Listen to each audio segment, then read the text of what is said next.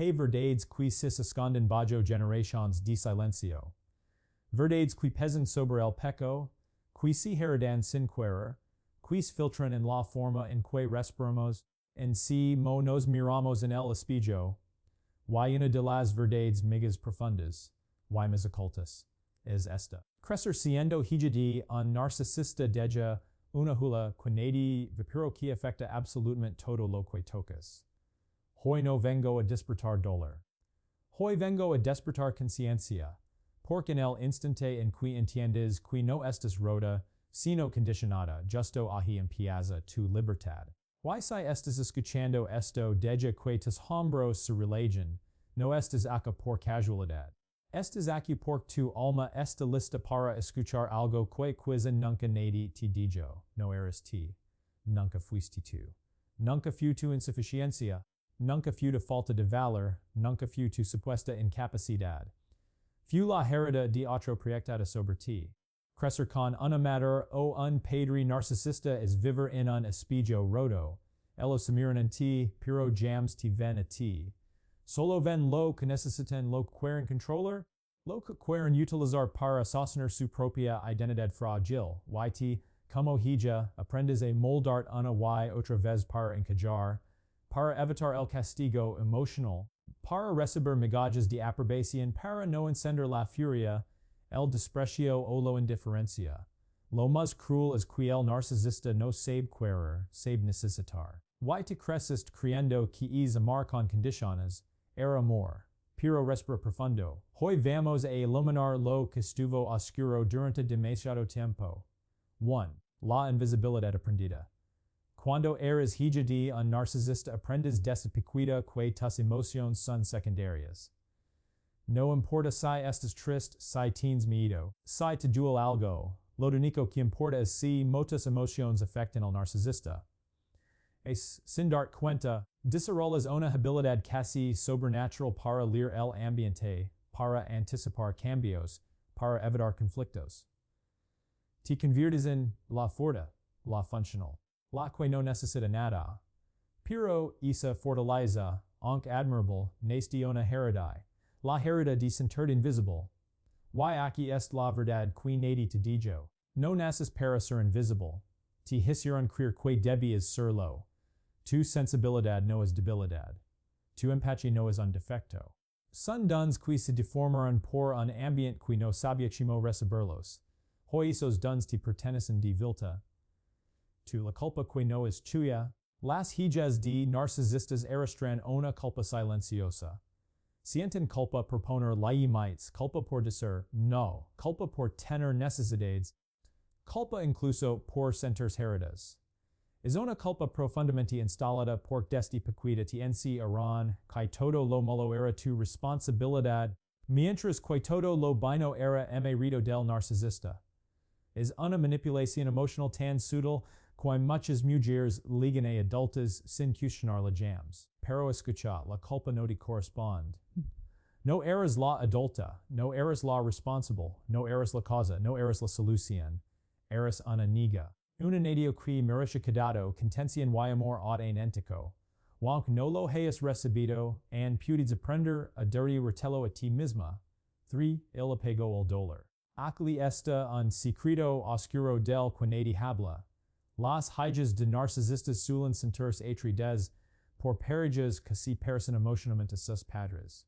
No por elección consciente, sino porque el sistema nervioso se acostumbra al caos, a la incertidumbre, al amor condicionado, al esfuerzo constante para sentirse suficiente.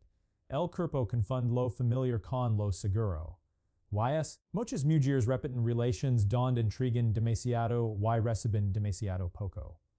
Pero de decir algo con claridad. Te no buscas dolor, buscas lo que tu cuerpo aprende a llamar amor. No es tu culpa repetir patrons, es tu programación.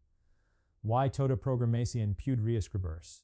La sanación comienza cuando te des cuenta de que el amor no tiene dolor, que la paz también es un estímulo, que la estabilidad también es una sensación válida, que puedes amar sin perderte, que puedes ser elegida sin mendigar for, la voz interna que no es tuya, Quizá Christ escuchando críticas constantes. No eres suficient. Eres demasiado sensible. Estás exagerando. Todo es tu culpa.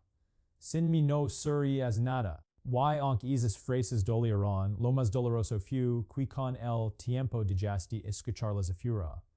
Porque empezaste a escucharlas adentro. Se convirtieron en tu propia voz interna. Único, una grabación, un condicionamiento. Pero aclista la verdad que puede liberar tu vida. Esa voz no eres tú. Esa voz es la de tu herida repitiendo lo que escuch. Tu auténtica voz es tranquila, compasiva, sabia. Tu auténtica voz no te ataca, te guía. Tu auténtica voz no te destruye, te fortalece. Tu auténtica voz no te humilla, te recuerda quién eres. Cuando empiezas a distinguir entre ambas voces, todo cambia. Comienzas a cenar. Comienzas a elegirte. Comienzas a hablar como Maurices haber sido hablada desde niña. 5. La herida de merecimiento. Las hijas de narcisistas se convierten en mujeres capaces, fortes, resilientes pero con un problema profundo. No creen que merecen amor sano. Porque nunca lo vivieron. Porque nunca lo vieron. Porque nunca se les enseñó. Hizo las leva a trabajar el doble, amar el doble, sacrificarse el triple, dar demasiado y recibir demasiado poco. Se sienten modas dando pero modas recibiendo. Y sin embargo, dentro de una verdad que insiste en salir.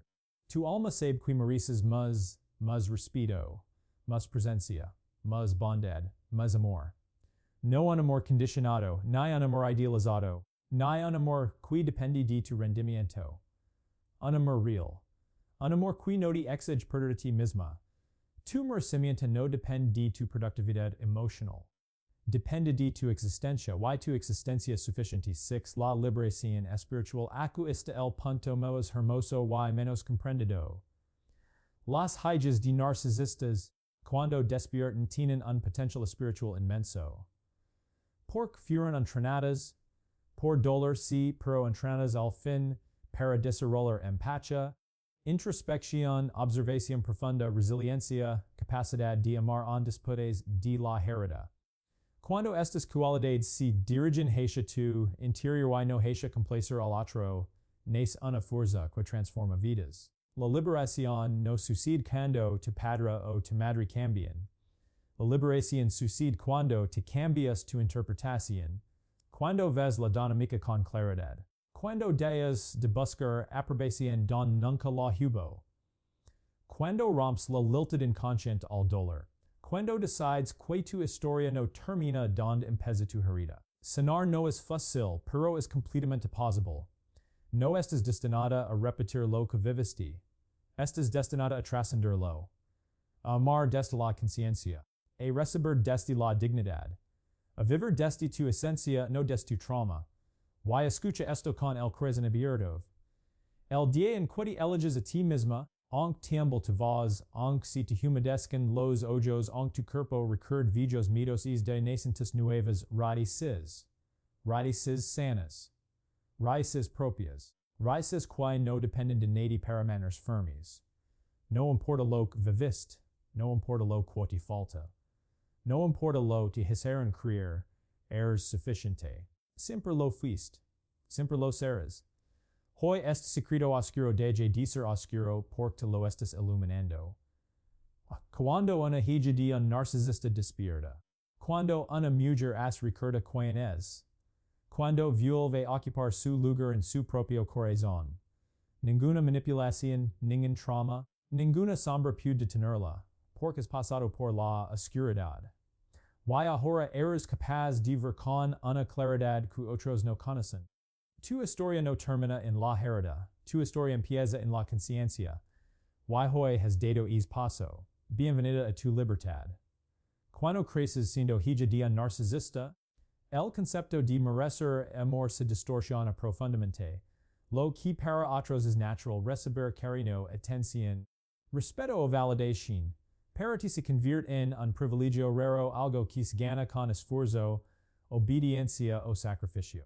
Desde pequeña aprendiste quila aprobación no legaba por existir, sino por cumplir un rol, ser til, ser perfecta, ser silenciosa, ser funcional, ser todo lo que el narcisista necesitaba para sentir superior para sostener su propia fragilidad. Y así sin notarlo, fuiste asociando tu valor con tu capacidad de complacer. La herida de merecimiento se forma cuando una niña nunca experimenta amor incondicional. Es amor que abraza incluso cuando te equivocas, incluso cuando no puedes dar nada a cambio.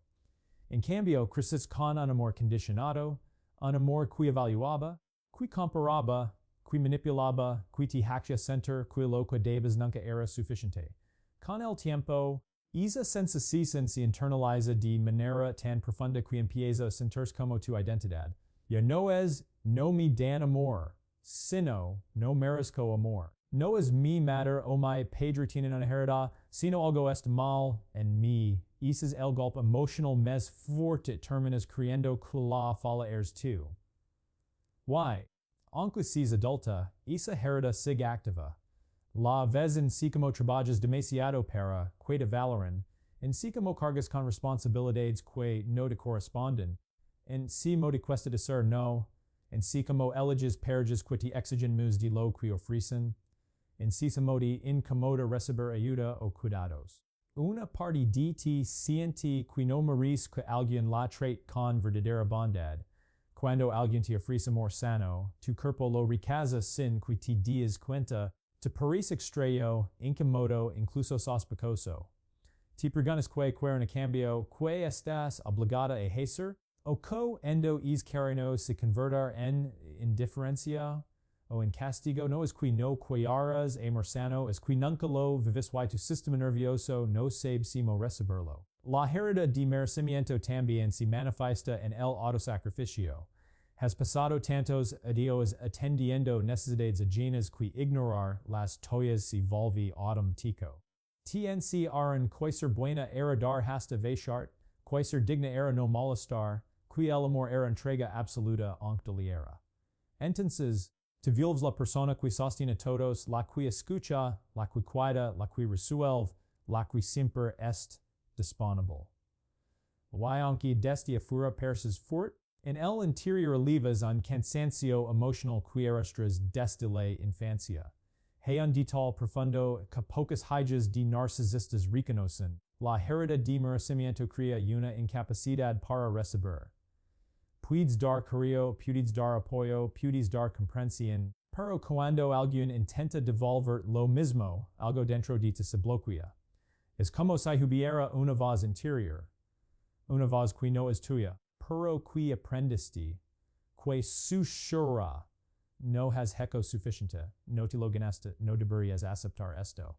Esa voz es la sombra de tu crianza. No es tu esencia. La verdad es que no te falta merecimiento, te falta un espejo sano que lo reflejara. Y cuando un espejo distorsionado te muestra una versión rota de ti durante esos terminas creyendo.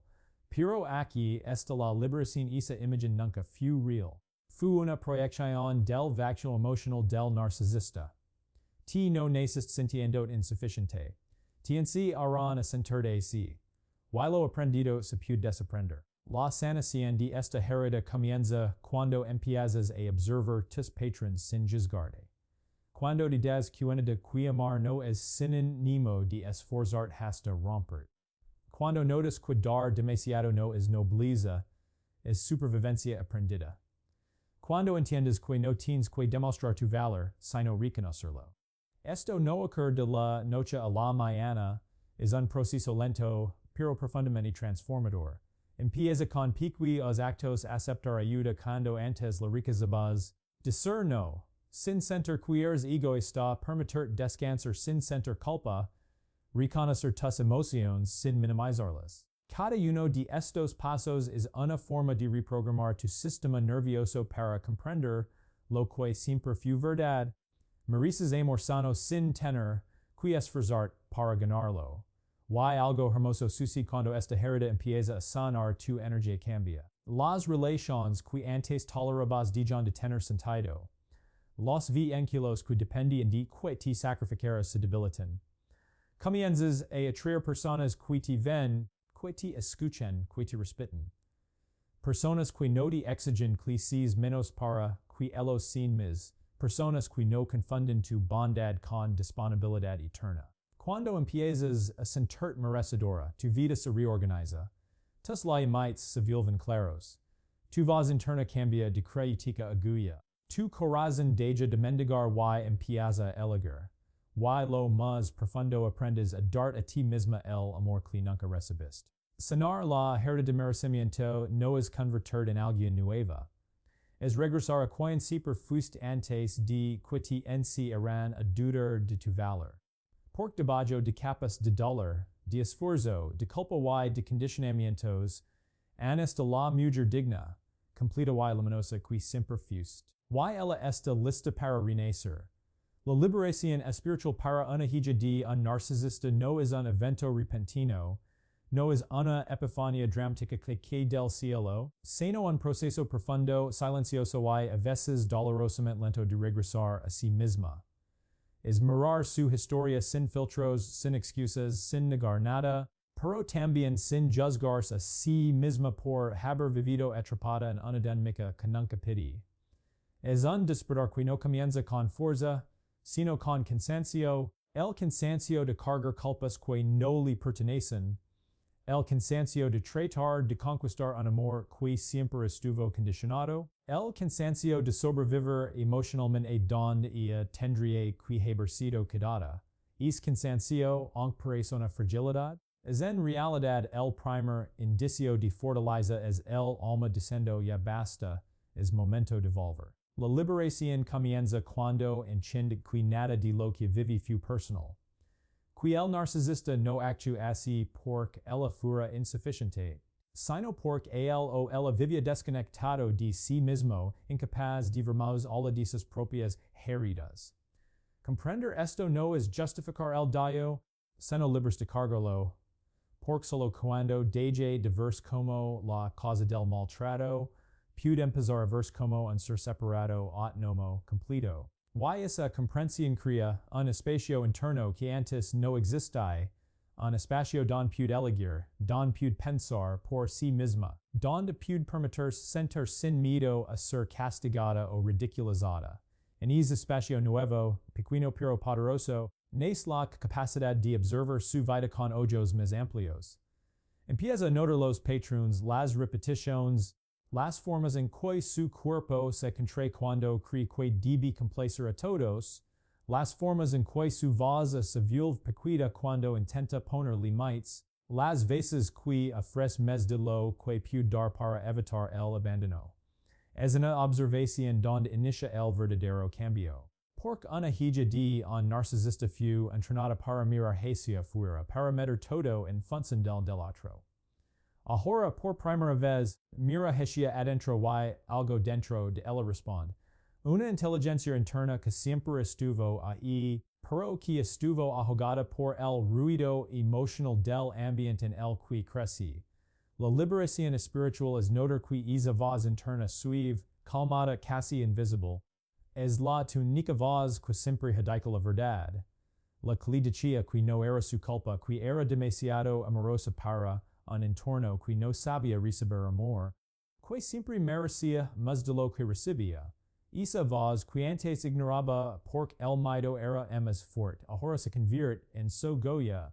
La escucha en pequeños momentos cuando respira profundo antes de reaccionar, cuando elige retirarse de una conversación donde siente manipulación, cuando decide de ser no aunque su cuerpo tumble, cuando empieza a hablar con la compasión que nunca recibe. Esa es la voz de su alma, y reconocerla es uno de los actos más profundos de sanación. A medida que confía en esa voz, algo extraordinario sucede, deja de intentar cambiar el narcisista, deja de esperar que un día se despierte transformado, deja de necesitar su aprobación para sentir valor. Comprende que la liberación no viene de que el otro repara el daño, sino de que ella deja de vivir en función de ese daño. Empieza a recordar quién era antes del condicionamiento, antes de la culpa, antes del miedo. Y es recuerdo se siente como volver a casa después de años perdida. Pero la liberación espiritual también tiene un momento crucial el duelo. No el duelo por la figura narcisista, sino el duelo por la infancia que no tuvo, por el amor que falta, por la protección mercai no recibí. Es duelo es profundo y a veces devastador, porque implica aceptar que no puede regresar el tiempo, que lo que falta no podrá ser entregado por la persona que tuvo la responsabilidad. Sin embargo, atravesar es duelo la vulve metas ligera, mes ot ein entica mes consciente. Lora lo que falta y en es alanto libera el pasado. La liberación espiritual, finalmente, la oliva e un descubrimiento que cambia todo el dolor que viví, aunque nunca lo merecía, la prepara para una sensibilidad túnica. Su capacidad de sentir profundamente, de entender lo invisible en los demás, de reconocer el sufrimiento ajeno con tanta claridad, no es una herida, es un don. Antes lo usaba para sobrevivir, para adaptarse, para leer al narcisista y evitar conflictos. Ahora lo usa para conectarse con otros desde un lugar de verdad, para crear relaciones más conscientes, para protegerse, para elegir desde la claridad, no desde el miedo. Lo que antes era mecanismo de defensa, ahora se convierte en sabiduría interior. Liga un día casi siempre inesperado en el que se da cuenta de que no reacciona como antes. Ya no se contra ante la crítica, ya no se pierde en el intento de agradar, ya no siente que tiene que justificar su existencia. Es de nota que su valor no está en lo que da ni en lo que sacrifica, ni en que en tu puede ganar. Su valor está en lo que es. Y lo que es siempre fue suficiente. La liberación espiritual no es un escape del pasado, sino una reconciliación con su propia esencia. Es entender que no tiene que repetir la historia, que puede crear una nueva vida desde la conciencia. Y cuando una mujer que ha sobrevivido a un narcisista despierta espiritualmente, se vuelve inquebrantable. Por conoce la oscuridad, pero ya no vive en ella. Y isa las que ahora irradia no solo la libera e ella libera a todos los que la rodean.